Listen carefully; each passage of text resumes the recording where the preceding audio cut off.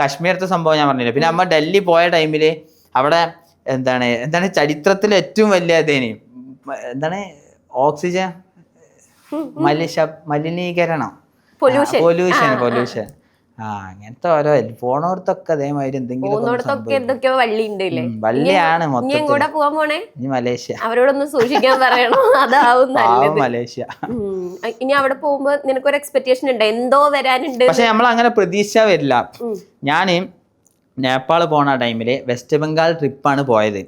West Bengal ഒരു 10 ദിവസം അവിടെ നിന്ന് അവിടെ ഉള്ള ബംഗാളികളൊക്കെ ചോറുന്ന ചായ കുടിക്കുക.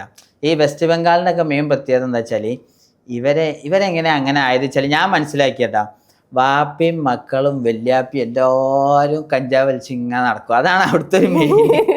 അല്ല സത്യം, ഇവർക്ക് ഇതൊരു പ്രശ്നമല്ല. കാരണം എന്താ വെച്ചാൽ മോൻ അവിടെ വലിക്കുന്നുണ്ട്, സൈഡിൽ നിന്നാണ്ട് വാപ്പ അവിടെ പീടികയിൽ വലിക്കുന്നുണ്ട്.